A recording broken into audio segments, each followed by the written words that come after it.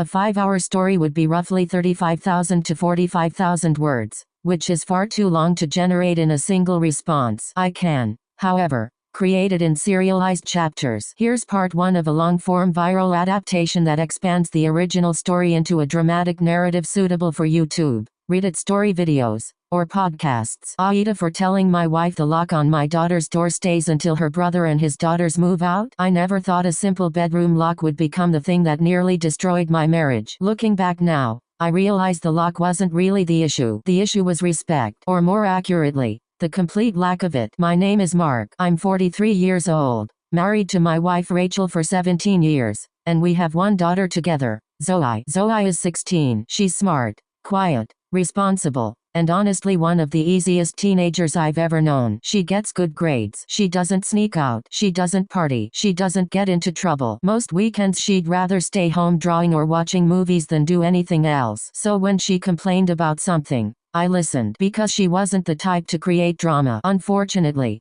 drama arrived anyway. 10 months earlier, Rachel's younger brother Sammy finalized a messy divorce. His marriage imploded in spectacular fashion. His ex-wife moved across the country. The court battle drained his finances, and eventually he lost the house. For a while he bounced between friends and short-term rentals until he finally asked Rachel for help. Rachel didn't hesitate. He's my brother. I understood. Family helps family. So we opened our home. At first it was supposed to be temporary. A few weeks, maybe a month. That became 2 months, then 4, then 6, then 10. Somewhere along the way temporary became permanent, and that was where the problems started. Sammy came with his 18-year-old twin daughters, Olivia and Sloane. The girls weren't terrible. Not at first. Messy? Sure. Entitled? Definitely. But not terrible. At least that was what I told myself. The first few weeks seemed okay. Then Zoe started mentioning little things. Dad, someone borrowed my charger. Did you lend it out? No. A few days later. Dad, my hoodie disappeared. Did you check the laundry? Yeah. The hoodie later appeared in Olivia's room. No apology. No explanation. Just there. Then makeup started disappearing. Hair products, jewelry, phone cases, school supplies. Almost always ending up in one of the twins' rooms. Whenever Zoe complained, the answer was always the same. Oh, we thought she wouldn't mind, or we were going to give it back, or it's not a big deal. Rachel constantly minimized it. They're girls, so they share things, not without permission. It's normal. No, it wasn't normal. Not to me, because sharing requires asking. Taking isn't sharing, it's taking. The distinction seemed obvious. Apparently I was the only person in the house who thought so. Every time I confronted Sammy he reacted like I was accusing his daughters of armed robbery. They're teenagers. So is Zoe. They didn't mean anything by it. Then why do they keep doing it? He never had an answer. The situation slowly wore Zoe down. I could see it happening. She stopped leaving things in common areas. Then she stopped leaving things in her room. Eventually she started carrying valuable belongings in a backpack wherever she went. That bothered me a lot. A child shouldn't feel like she has to guard her possessions inside her own home. Then came the makeup kit. The stupid makeup kit that changed everything. At least that's how it started. I didn't know much about makeup. Still don't. But I knew how proud Zoe was of that thing. She'd spent weeks saving money from babysitting. I remembered her showing it to me. Dad, look, the colors looked like paint. Tiny squares arranged in neat rows. She smiled for 10 minutes straight. For a 16-year-old,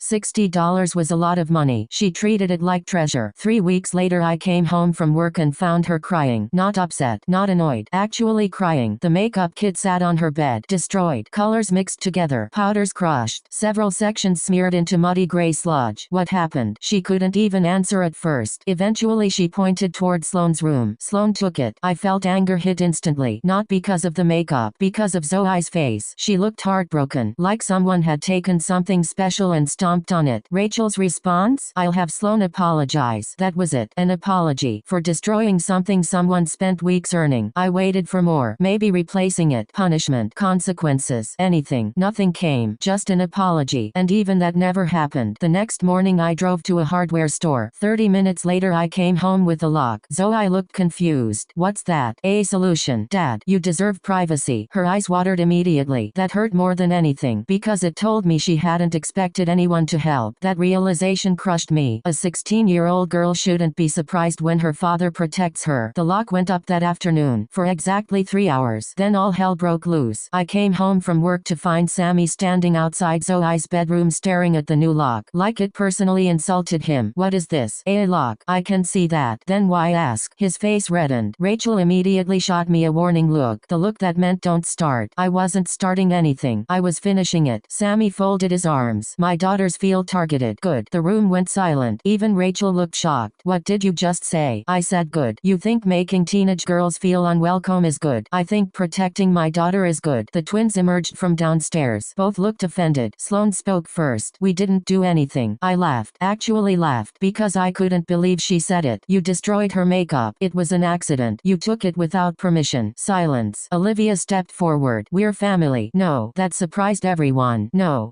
Family doesn't take things repeatedly after being told to stop. Rachel's jaw tightened. Mark. I ignored her. Sammy's voice rose. My daughters are not thieves. I never used that word. You implied it. If the shoe fits. The twins immediately started crying. Not because they felt guilty. Because they weren't getting their way. I'd seen the difference. Zoe cried when she was hurt. The twins cried when they were challenged. Huge difference. Sammy pointed toward the lock. Take it down. No. You don't get to punish my daughters. I absolutely do when they steal from mine. The explosion that followed rattled the entire house. Voices echoed through the hallway. Accusations flew everywhere. Rachel defended Sammy. Sammy defended the twins. The twins played victims. Meanwhile Zoe stayed quietly inside her room. The only person not yelling. The only person not causing problems. The only actual victim. And somehow she was the one everyone expected to compromise. That was the moment I realized something disturbing. The lock wasn't dividing the family. The lock was exposing divisions that already existed. For months everyone had expected Zoe to sacrifice her comfort, her privacy, her belongings, her peace. Because confronting Sammy and his daughters was inconvenient. The lock removed that option. And suddenly everyone was furious. Not because it was wrong, but because it forced them to face reality. And reality was uncomfortable. Very uncomfortable. Especially when the truth finally came out. Because later that night,